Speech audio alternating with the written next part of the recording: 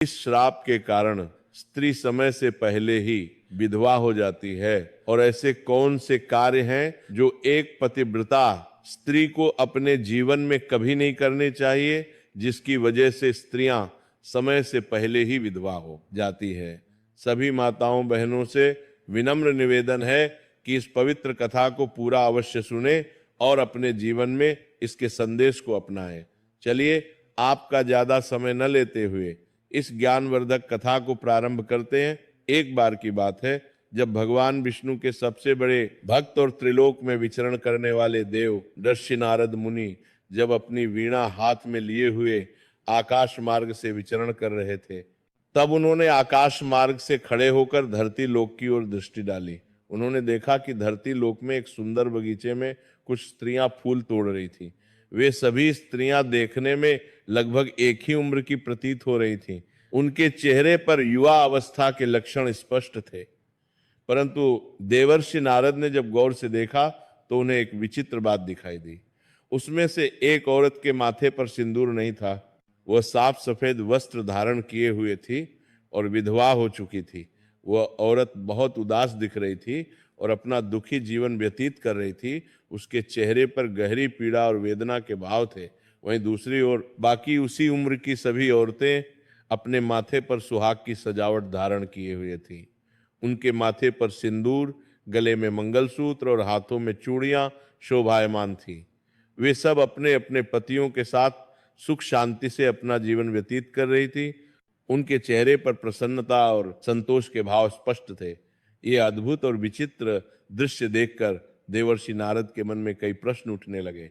उन्होंने सोचा कि ये सभी स्त्रियां लगभग एक ही आयु की हैं, एक ही समय में विवाह हुए होंगे, फिर एक विधवा क्यों होगा, ई और बाकी सुहागिन क्यों हैं?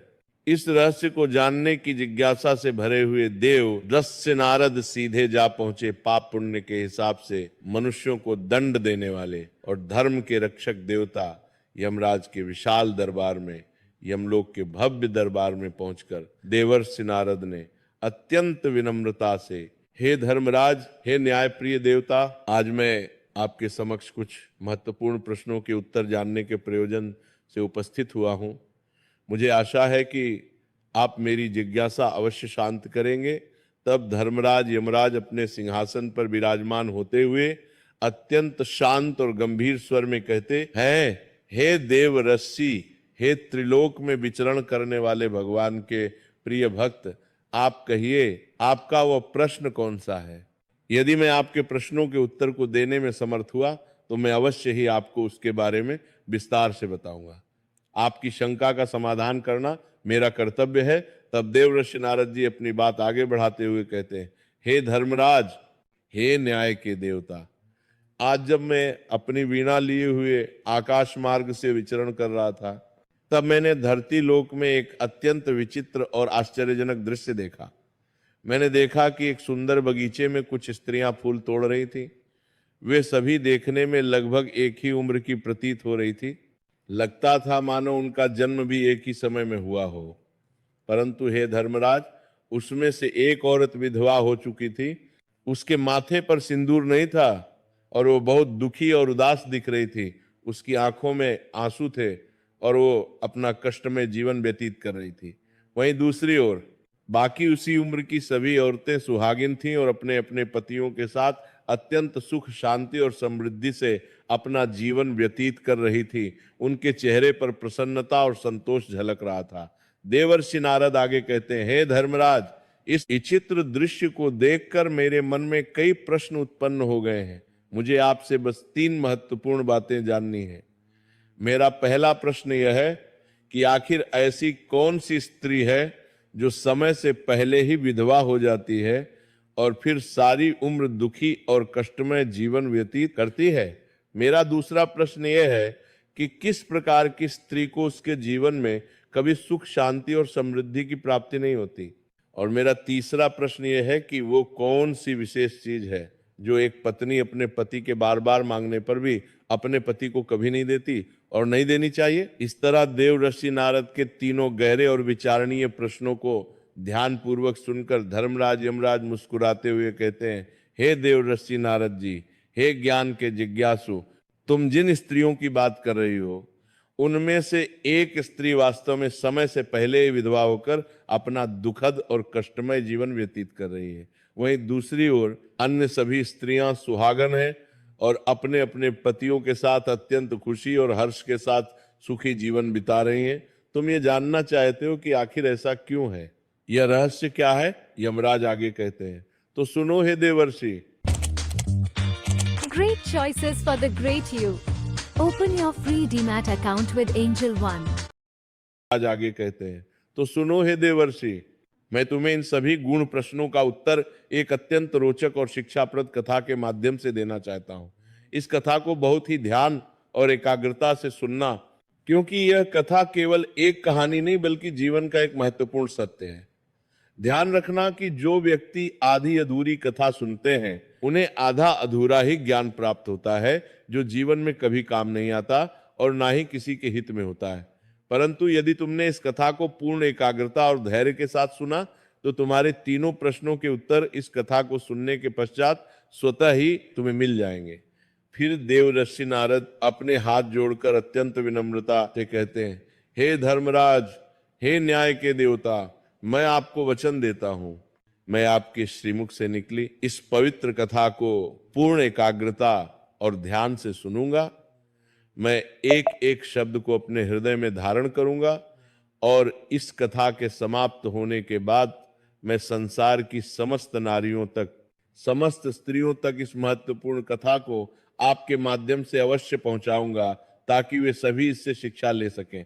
देवर्षि नारद की यह दृढ़ संकल्प भरी बात सुनकर यमराज संतुष्ट होते हुए कहते हैं, हे देवर्षि नारद, हे भगवान के प्रिय भक्त, सबसे पहले मैं तुम्हें उस पतिव्रता स्त्री की विस्तृत कहानी सुनाना चाहता हूं जो सुहागन बनकर अत्यंत सुखी जीवन जी रही है। और हे देवर्षि, जिस सुहागन स्त्री की तुम बात कर रही हो वह स्त्री और कोई नहीं बल्कि कौशल देश के महाराज के एक साधारण नौकर की धर्मपत्नी है। वह नौकर यद्यपि गरीब था, परंतु उसका हृदय बहुत विशाल और पवित्र था। वह स्त्री जिस नौकर की पत्नी है, उस नौकर को अपनी पत्नी पर पूरा और अटूट विश्वास है। वह हमेशा कहता रहता है कि मेरी पत्नी एक सच्ची चरित्रवान, पवित्र और पतिव्रता स्त्री है। वह नौकर अपनी पत्नी की प्रशंसा नगर में हर किसी से किया करता है और अपने सभी साथियों से, अपने मित्रों से गर्व के साथ अपनी पत्नी के गुणगान किया करता है। फिर धर्मराज आगे की कथा सुनाते हुए कहते हैं, हे देवजस्सी नारद जी, धीरे धीरे उस नौकर की पतिव्रता पत्नी की चर्चा और प्रशंसा समस्त नगर में होने लगी। लोग आपस में कहने लगे कि कौशल नरेश के नौकर की पत्नी बहुत ही सती, सावित्री और पतिव्रता स्त्री है। धीरे धीरे ये बात फैलते फैलते हुए राजा के विशाल दरबार में भी जा पहुंची। जब राजा ने अपने दरबार में ये बात सुनी तो उन्हें भी जिज्ञासा हुई। राजा ने तुरंत अपने उस नौकर को अपने दरबार में बुलवाया। जब वो नौकर राजा के सामने उपस्थित हुआ तो राजा ने उस नौकर से गंभीरता से पूछा, हे नौकर, मैंने सुना है कि तुम हर किसी से, नगर के हर व्यक्ति से ये कहते फिरते हो कि तुम्हारी पत्नी एक चरित्रवान, पवित्र और पतिव्रता स्त्री है। क्या वास्तव में, सच में तुम्हारी पत्नी एक चरित्रवान और पतिव्रता स्त्री है? और क्या तुमको पूरा विश्वास है, पूर्ण आस्था है कि तुम्हारी पत्नी एक पवित्र स्त्री है और तुम्हारे अलावा किसी भी पराये मर्द को, किसी अन्य पुरुष को आंख उठाकर भी नहीं देखती? क्या इस बात का, इस दावे का कोई प्रमाण, कोई सबूत तुम्हारे पास है?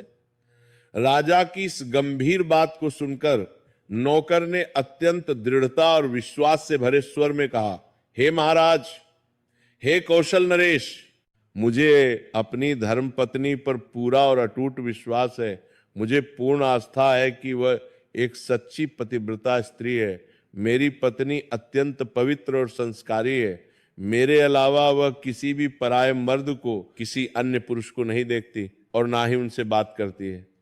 नौकर की इस दृढ़ विश्वास भरी बात को सुनकर राजा के एक चतुर और अनुभवी मंत्री ने, जो दरबार में उपस्थित था, व्यंग्य भरे स्वर में कहा, क्षमा चाहता हूं महाराज, परंतु ऐसा कैसे हो सकता है कि एक स्त्री किसी अन्य पुरुष को न देखे? यह तो बिल्कुल असंभव है, ये नहीं हो सकता। हे महाराज, ये नौकर बस बातें बना रहा है। फिर वो मंत्री अपने अहंकार और घमंड में आकर राजा से कहने लगा, हे महाराज, यदि मैं इस नौकर की बात को गलत साबित कर दूं, यदि मैं इसकी पत्नी का पतिव्रता धर्म नष्ट कर दूं, यदि मैं इसे सबके सामने झूठा साबित कर दूं, तो इस नौकर को क्या सजा मिलनी चाहिए? यह सुनकर नौकर ने तुरंत कहा, हे महाराज, हे न्याय प्रिय राजा, यदि महामंत्री जी किसी भी तरह से मेरी पत्नी का पतिव्रता धर्म नष्ट, जितना धन चाहिए, जितना सोना चांदी चाहिए, मैं उतना धन देने को तैयार हूं, मैं तुझे माला माल कर दूंगा। इस तरह मंत्री की बात सुनकर वह चालाक स्त्री सोच में पड़ गई और कहने लगी, हे मंत्री जी, आपको कहने में बहुत आसान लगता होगा, किंतु वास्तविकता में ऐसा कुछ भी नहीं है। यह बहुत कठिन कार्य है। तुम जिस औरत के बारे में बात कर रहे हो, वो औरत एक सच्ची पतिव्रता नारी है। वो अत्यंत पवित्र और संस्कारी है। उसे ना ही किसी धन का लोभ है, ना किसी सोने चांदी का लालच है, और ना ही किसी वास्तु का मोह है। तुम्हें क्या लगता है वो इतनी आसानी से तुमको अपना कीमती पटका और कतर दे देगी? फिर वह चतुर स्त्री आगे कहती है, हे महामंत्री, यदि मैं ऐसा करने की कोशिश करूंगी तो वो तेरी शिकायत राजा से करेगी और नगरवासी तेरी खाल उतार लेंगे, तुझे जीवित नहीं छोड़ेंगे, लोग तुझे पत्थर मार मार कर मार डालेंगे। ये डरावनी बात सुनकर मंत्री भयभीत हो गया, वह घबरा गया और विनती करते हुए कहने लगा, यदि तू मेरा उससे संबंध नहीं करवा सकती है तो कम से कम एक काम तो कर दे, बस एक छोटा सा काम। उसके घर में जाकर किसी भी तरह से उसका पटका और कतर चुराकर मुझे दे दे, और साथ ही यदि उसकी पत्नी की जांघ के पास कोई विशेष निशानी हो, कोई तिल या चिन्ह हो, तो वह निशानी मुझे देखकर बता दे। फिर मैं तुझे मुंह मांगा इनाम दूंगा, जितना चाहे उतना धन ले लेना।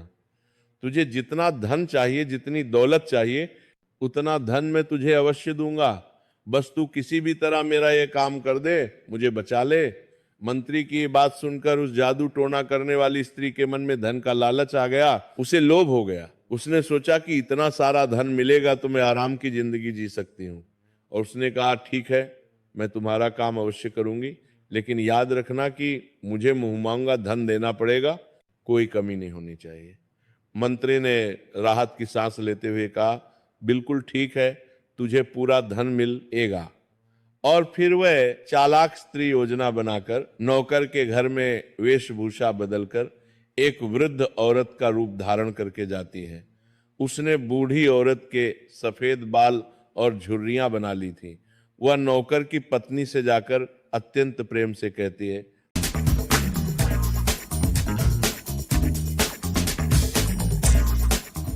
पहले के ज़माने में लेडीज़ और बेटियाँ बहुत डिस्कम्फर्ट सहा करती थी, जैसे रैश, स्मेल, लीकेज। लेकिन मैं चाहती हूँ उनको ये सब फेस ना करना पड़े, और इसके लिए मेरे पास एक मस्त विकी सॉल्यूशन है। देखना चाहेंगे? ढन ढन! ये है वो पैंटी। ये एक ऐसी पैंटी है जो पीरियड के दिनों के लिए खास बनाई गई है। इसमें लीक प्रूफ प्रोटेक्शन होता है कंप्लीटली। इसके लिए ना ही पैड की जरूरत है, ना ही कप की जरूरत है, और इसका मटेरियल भी इतना सॉफ्ट कि दिन भर आपको कंफर्ट ही कंफर्ट देता है।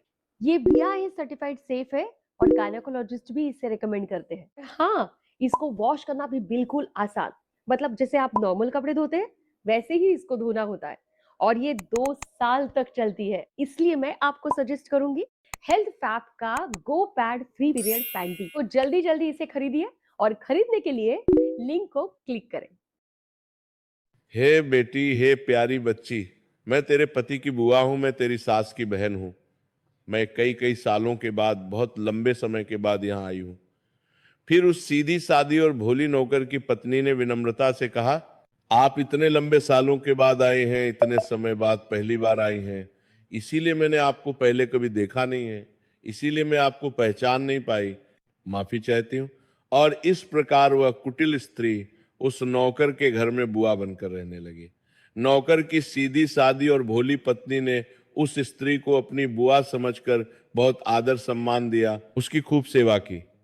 मगर उस निर्दोष स्त्री को ये बिल्कुल भी पता नहीं था कि इस जादू टोना करने वाली कुटिल स्त्री को मंत्री ने उसके साथ छल करने के लिए, धोखा देने के लिए और उसका पतिव्रता धर्म नष्ट करने के लिए भेजा है।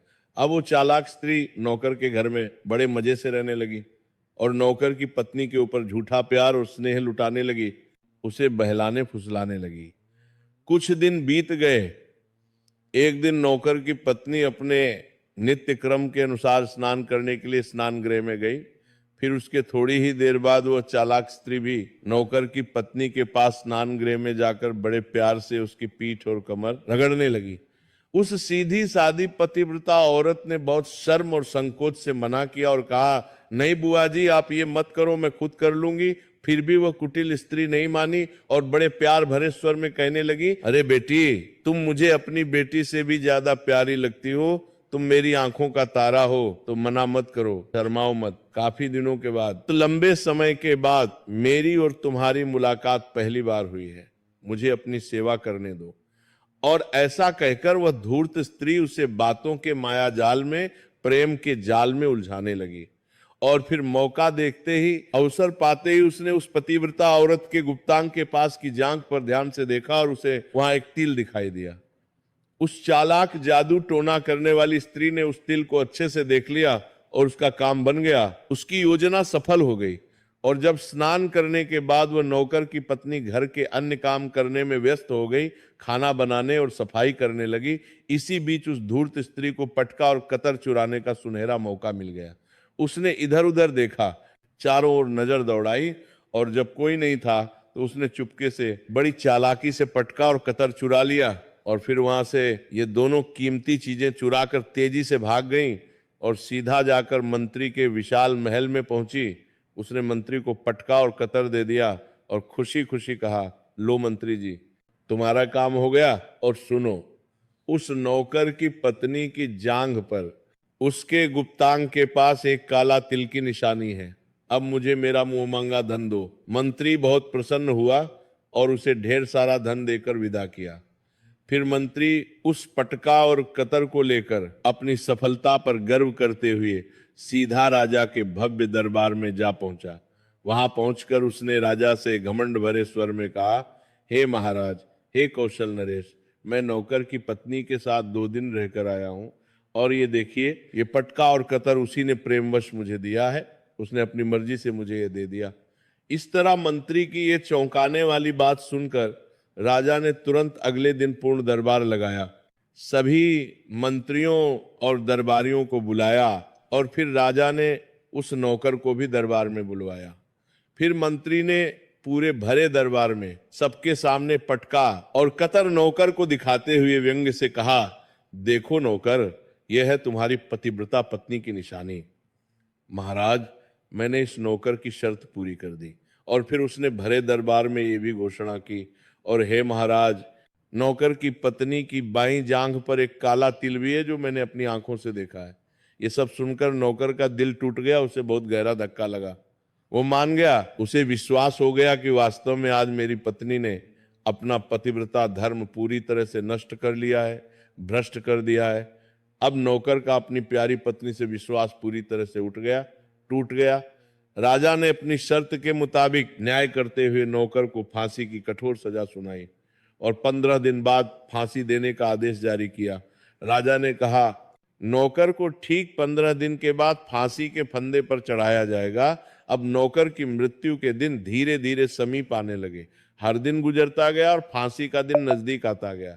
अंततः वह भयानक दिन आ ही गया जिस दिन उसे फांसी देना था। जब उस निर्दोष नौकर को फांसी के फंदे के पास लाया गया, जल्लाद तैयार खड़े थे, तो परंपरा के अनुसार उस नौकर से उसकी अंतिम इच्छा पूछी गई।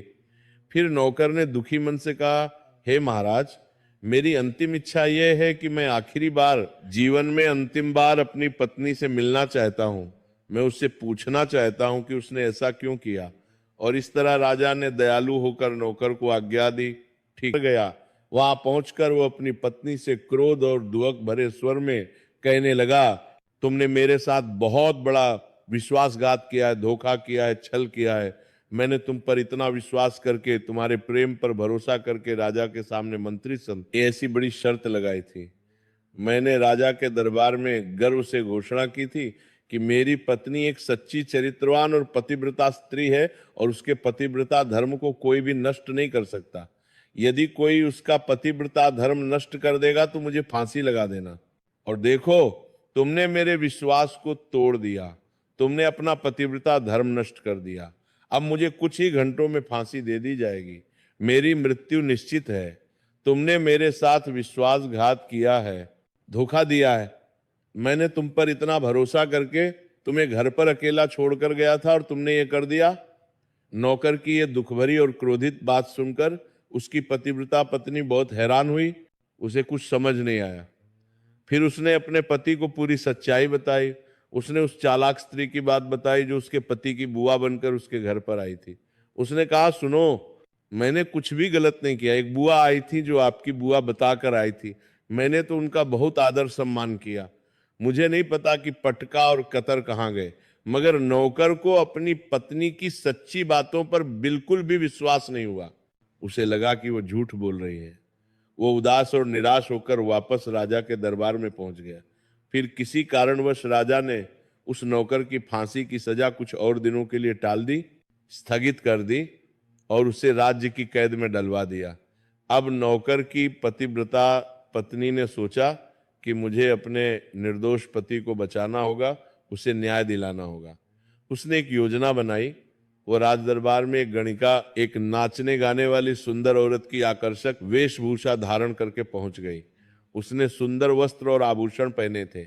उसने राजा से अत्यंत विनम्रता से उनके सम्मुख अपना नृत्य दिखाने की आज्ञा मांगी। राजा ने उस स्त्री की अद्भुत सुंदरता देखकर, उसके मधुर स्वर को सुनकर नाचने की आज्ञा दे दी। फिर महल के नौकरों ने उसके नृत्य के लिए दरबार में सभी व्यवस्था की। संगीतकार बैठ गए, ढोलक और तबला बजने लगा।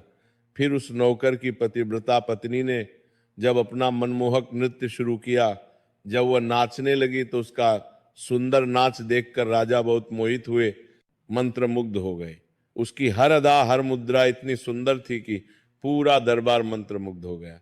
और फिर राजा ने प्रसन्नता से कहा, मैं तुम्हारे अद्भुत नृत्य से बहुत बहुत प्रसन्न हुआ हूं।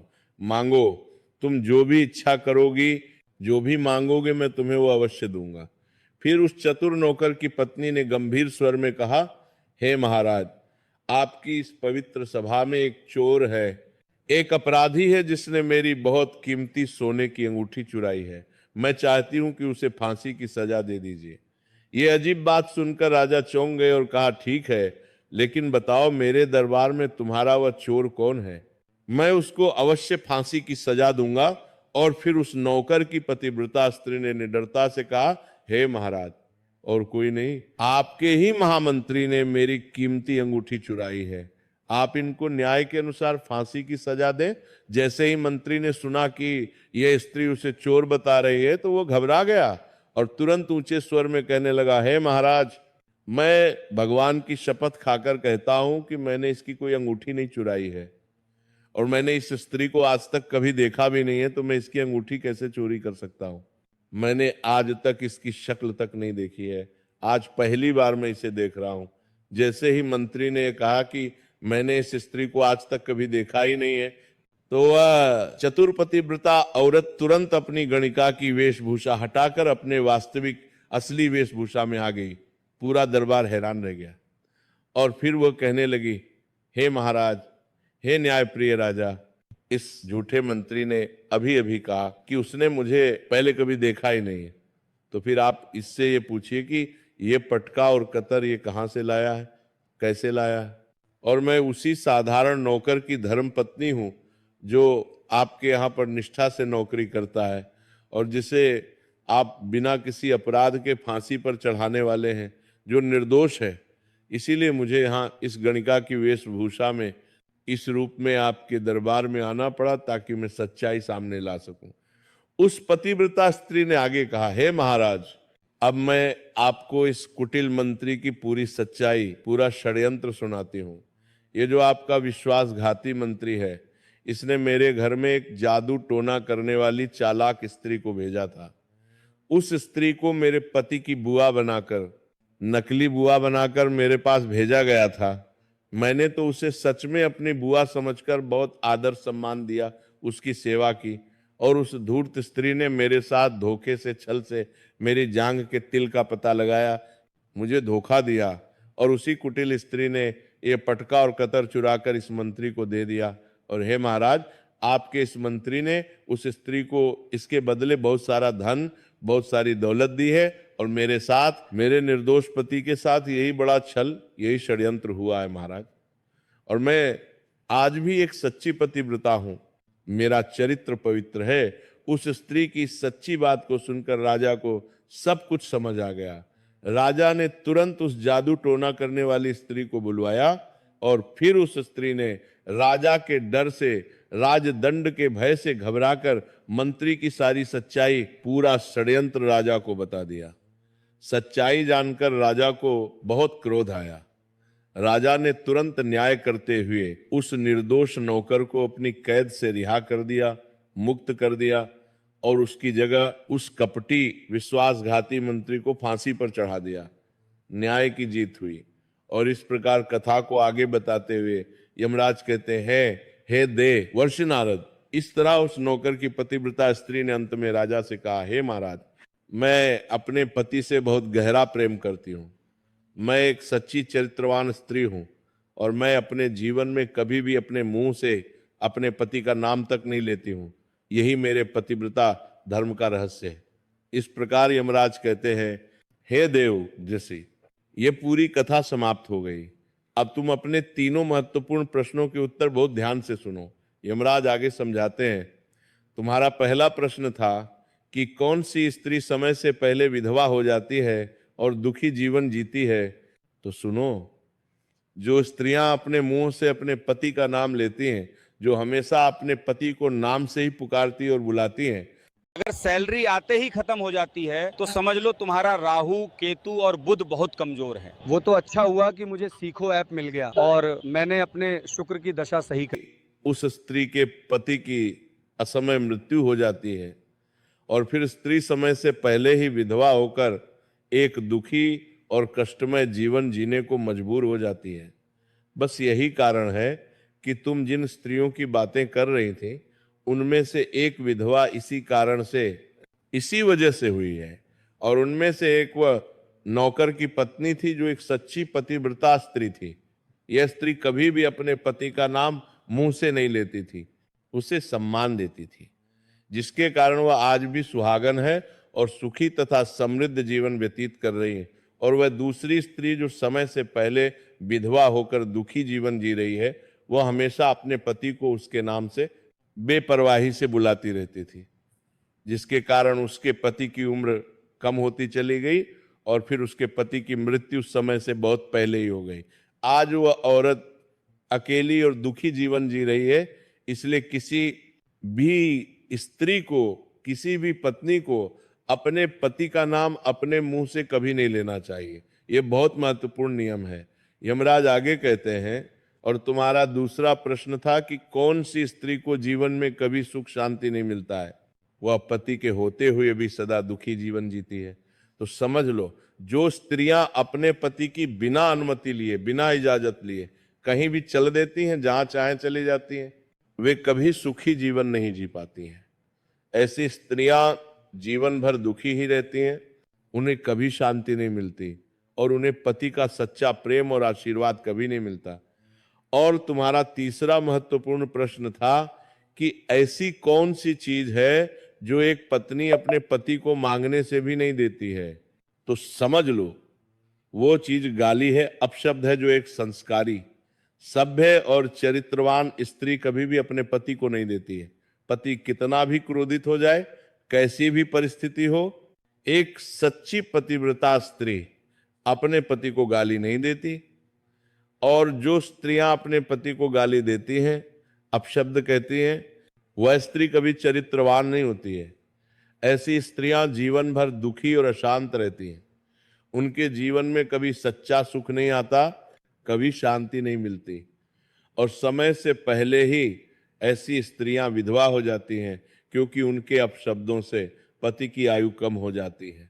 और इस प्रकार धर्मराज यमराज की ज्ञानवर्धक कथा सुनने के बाद देवर्षि नारद अपने तीनों प्रश्नों का संतोषजनक उत्तर पाकर बहुत प्रसन्न और संतुष्ट हो जाते हैं।